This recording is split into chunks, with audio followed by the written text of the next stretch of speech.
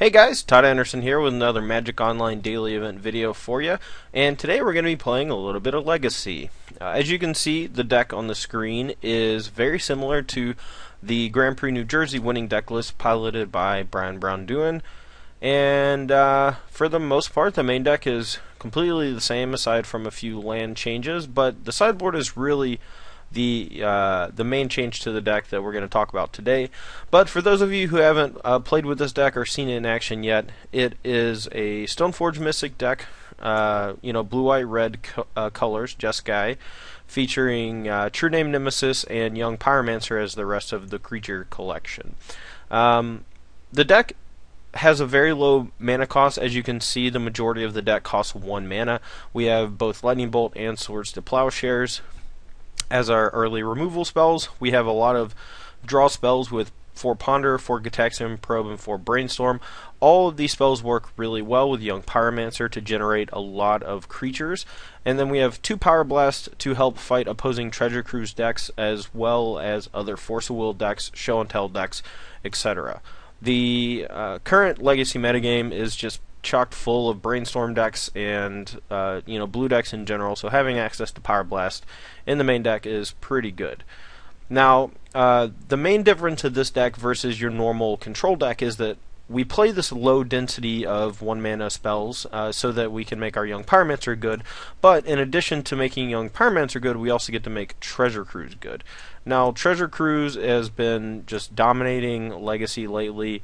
It's great in Delver decks, it's great in decks that have a ton of cheap cantrips and cheap removal spells, and this deck is no different. Against combo decks, we have 2 copies of Spell Pierce, as well as 4 copies of Force of Will to go alongside the 2 Power Blasts to help disrupt their combo. We are a little soft to most combo decks game 1 because our creatures are a little slow. Stoneforge Mystic and Young Pyromancer don't exactly win the game quickly. True Name Nemesis similarly so. But we do have a quasi-transformational style sideboard against combo decks, which we will hopefully get to implement during the video.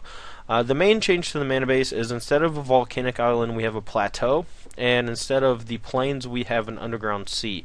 Now, this gives us one fewer. It gives us the same number of red sources played by Brian Brown-Duin as well as the same number of white sources, because we did replace the volcanic island and the basic plains with a plateau, giving us 1 each of the colors needed. But that allows us to play the underground sea, which gives us access to black cards in the sideboard. Now, the black cards in the sideboard are not good against Wasteland decks, since we do only have 1 copy of Underground Seas, so it is a little dangerous to board those in against decks with Wasteland. However, cards like Zealous Persecution go a long way in helping fight against things like Death and Taxes. Zealous Persecution is fantastic against Elves. It's good in the mirror because it can help kill True Name Nemesis as well as Young Pyromancer. It's great against Blue-Red Delver for similar reasons because of Young Pyromancer mostly, but it does have some synergy with our own Young Pyromancer in being able to pump all of our team as well as shrink or kill our opponent's team. Zealous Persecution is a card that I haven't played that much with in this deck, and there's a likelihood that it's going to be difficult to cast, but after game 1, I think my general fetch land sequence goes fetch up Underground Sea, fetch up Plateau, and that allows me to cast Meddling Mage, Zealous Persecution, as well as Young Pyromancer, Stoneforge Mystic, and all the rest of my sideboard cards. To fill out the rest of the board, we have 3 Meddling Mage and 4 Cabal Therapy, which are both phenomenal against combo decks. Meddling Mage can come down against Storm, Show and Tell, and name their primary pieces, but we also get to see their hand most of the time with Gitaxian Probe to know exactly what to name to mess with their game plan the most. Similarly, Cabal Therapy works really well with our Gitaxian Probes, but it's an all-star spell, an all-star disruptor with Young Pyromancer. Whenever you cast Cabal Therapy, you get a token off a Young Pyromancer, and then you can sacrifice that token to the Cabal Therapy and create another token. And if you happen to have multiple Cabal Therapies in the yard once you cast the Young Pyromancer, you get to go a little crazy with it, so it's a pretty good combo. We have 2 copies of Blue Elemental Blast to help fight against Blood Moon, Blue-Red Delver, sometimes the Mirror Match, depending on whether we think they're going to have a bunch of Pyroblast in the sideboard. It's also great against Sneak and Show, Painter. It's good in a lot of matchups. I don't have a lot of time to buy Hydro Blast because the tournament's about to start, so I'm just using Blue Elemental Blast, and hopefully that won't come back to bite us.